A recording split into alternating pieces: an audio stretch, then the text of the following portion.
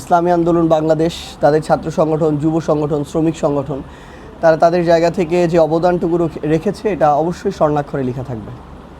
আমরা জানি বৈষম্য বিরোধী ছাত্র আন্দোলনের মাধ্যমে আপনাদের উত্থান এবং বৈষম্য মুক্ত একটা বাংলাদেশ আপনারা গড়তে চেয়েছিলেন, কিন্তু আমরা দেখলাম যে নতুন বাংলাদেশের প্রথম যে সংসদটা অনুষ্ঠিত হলো সেই প্রথম সংসদেই আপনাদের এই যে জুলাই অভ্যুত্থানের যে আমরা বলি যাকে অগ্রনায়ক সেনানায়ক নাহিদ ইসলাম আপনাদের কেন্দ্রীয় আহ্বায়ক, তিনি কিন্তু সকল দলকে ক্রেডিট দিয়েছেন একমাত্র উইদাউট ইসলামী আন্দোলন বাংলাদেশ এবং ছাত্র আন্দোলন। এবং আপনি মাত্র বললেন যে তারা মাঠে ময়দানে সোচ্চার ছিল এবং একমাত্র ব্যানারে তারাই সোচ্চার ছিল। তাহলে আসলে কি বৈষম্যমুক্ত বাংলাদেশ গড়ার কথা বলে প্রথম পার্লামেন্টে নতুন বাংলাদেশ আপনারা একটু বৈষম্য করলেন কিনা, এটা আমার জিজ্ঞাসা। প্রথমত হচ্ছে আমি যতদূর আমার জায়গা থেকে মনে আছে বক্তব্যটা, সেখানে হচ্ছে এরকম স্পেসিফিক এভাবে ছিল সম্ভবত যে ছাত্র দল, ছাত্র শিবির, ছাত্র অধিকার পরিষদ, ছাত্র শক্তি সহ বাংলাদেশের ইসলামপন্থী রাজনৈতিক দলের ছাত্র সংগঠনগুলো, এইভাবে কথাটা ছিল এবং স্পষ্ট এটাই আছে। আমার কাছে মনে হয় হয়তো তার জায়গা থেকে এটা মনে হয়েছে যে ইসলামপন্থী রাজনৈতিক দল তো অনেক রাজনৈতিক দল তাদের জায়গা থেকে শুরু থেকে শেষ পর্যন্ত কোনো না কোনো সময় নেমেছে 5ই আগস্টের আগে পর্যন্ত। তো একটা বলতে গিয়ে যদি আরেকটা ছাড়া যায়, যদি মনে কষ্ট পায়, এই জন্য হয়তো বা একসাথে বলেছে। কিন্তু আমরা এটা সব সময়, শুধু আজকে না, ওই একদিনের বক্তব্যও না, ইভেন যে কেউ যদি ব্যক্তিগতভাবেও জিজ্ঞাসা করে এবং যে কোনো সময় আমরা সব সময় এটা স্মরণ করে এসেছি। এবং আমরা মনে করি যে ইতিহাস তো তাদের জায়গা থেকে, এটা ইতিহাসের প্রত্যেকটা এক একটা ডকুমেন্ট, কিন্তু যে তা আমাদের পীর সাহেবের সেই বক্তব্য, আমাদের নায়েবে আমির সাহেবের সেই বক্তব্য, তো এটা অস্বীকার করার কোনো সুযোগ নেই। আর এটা যদি কোনো কারণে ওই সময় স্পেসিফিকভাবে নাও করা হয়, আমার মনে হয় যে এটা হয়তো অবশ্যই আগামীর জায়গা থেকে এটা মাথায় থাকবে যে এটাও আসা উচিত। এবং কোনো কিছু বলা না বলা দিয়ে ইতিহাসে কারো ভূমিকাকে স্কিপ করার কারোরই সুযোগ থাকবে না আসলে। তো আমরা এইটুকু জানাতে চাই আমি আমার জায়গা থেকেও। একটু আপনার সাথে সম্পর্ক না বললেই না, আপনি বলেছেন ইসলামপন্থী দল, ইসলামী ছাত্র শিবির তারাও কিন্তু একটা ইসলামপন্থী দল হিসেবে আমরা চিনি। স্পেসিফিকলি যদি তাদের কথা উল্লেখ করা হয় তাহলে এক্ষেত্রে আপনিও জানেন ইসলামী আন্দোলন বাংলাদেশ তারাও একটা রাজনৈতিক দল, না ইসলামপন্থী হিসেবে রাজনীতি করছে না। না, ট্রু। এটা আসলে আমার মনে হয় এই জায়গা থেকে জুলাইয়ের শুরু থেকেই যখন আমরা আন্দোলনটা শুরু হয় তখন আমাদের দু একজন একটা স্পেসিফিক কিছু দায়িত্বে ছিল।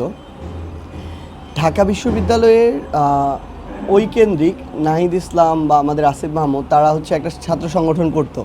যেমন আসিফ মাহমুদ করতো ছাত্র অধিকার পরিষদ, নাহিদ ইসলাম করতো ছাত্র শক্তি। এরপরে হচ্ছে ওইখানে আমি আমার জায়গা থেকে বলতে পারি একদম শুরুর দিন থেকে যখন আন্দোলনটা একটু বড় হচ্ছিল জুলাইয়ের 1, 2, 3, 4 তারিখের পরে, তখন আমাদের কেউ কেউ তাদের জায়গা থেকে ছাত্র শিবিরের সাথে সরাসরি যোগাযোগ করতো, সাপোর্টের জন্য ছাত্র দলের সাথে করতো। তো সেই জায়গা থেকে আমি মনে করি যে আসলে কি এটা মানে একদম উদ্দেশ্য প্রণোদিতভাবে আসা ব্যাপারটা এমন নয়। হয়তো কেউ যদি মনে করিয়ে দিত ওই মুহূর্তে যখন নোট করছিল তখন হয়তো এটা চলে আসতে পারতো। তো আমি অবশ্যই আমার জায়গা থেকে ব্যক্তিগতভাবে তো বললামই, এবং আমি মনে করি যে ইনশাআল্লাহ পরবর্তীতে এই জিনিসটা একদম সেভাবেই গর্বের সাথে উচ্চারিত হবে ইনশাআল্লাহ। এখন কিন্তু বাংলাদেশের গুরুত্বপূর্ণ আমরা একটা রাজনৈতিক দল মনে করি ইসলামী আন্দোলন বাংলাদেশকে, খুবই গুরুত্বপূর্ণ একটা রাজনৈতিক দল। এবং বাংলাদেশের প্রত্যেকটা জেলা উপজেলা তাদের অসংখ্য সমর্থক আছে, মানুষ আছে। তো সেই জায়গা থেকে তাদের প্রত্যেকের ভূমিকা আছে, কারণ বাংলাদেশ একটা ক্রাইসিসের দিকে যাচ্ছে আমাদের মনে হচ্ছে রাজনৈতিকভাবে। তো আমরা দেখেছি ওই ঐকমত্য কমিশনে ইসলামী আন্দোলন বাংলাদেশের পক্ষ থেকে যেভাবে কণ্ঠস্বর উঁচু করা হয়েছিল বাংলাদেশের পক্ষে, সংস্কারের পক্ষে, সেটার বিপক্ষে যদি যায়, এটা যে সবাই মিলে হতে হবে ব্যাপারটা এমনও না, হলে খুবই ভালো, নাহলে নিজেদের জায়গা থেকে আবার প্রত্যেকের এই জায়গায় সোচ্চার হতে হবে। কারণ দিন শেষে যদি বাংলাদেশ ক্ষতিগ্রস্ত হয়, দিন শেষে যদি কোনো স্বৈরাচার নতুন করে তৈরি হয় বা কেউ ওই পথে হাঁটতে চায়, ক্ষতিগ্রস্ত কিন্তু আমরা সবাই হব, কারণ আমরা বাংলাদেশের বাইরে কেউ না। তো সেই জায়গা থেকে আমি মনে করি যে যেই ভূমিকা ইসলামী আন্দোলন বাংলাদেশ এবং তাদের সকল অঙ্গ সংগঠন জুলাই রেখেছিল, আমরা মনে করি আমাদের জুলাই যেহেতু এখনও শেষ হয়নি, শেষ হলে আমাদের ওসমান হাদি ভাইকে জীবন দিতে হতো না, তো শেষ যেহেতু হয়নি তাহলে শেষ হওয়া পর্যন্ত আমাদের ওই ভূমিকাটা জারি রাখতে হবে আর কি। ইসলামী আন্দোলন বাংলাদেশ একটা আদর্শিক জায়গা থেকে রাজনীতি করে এবং সেই জায়গায় তারা খুবই শক্তিশালীভাবে সেই আদর্শের উপরে থাকে।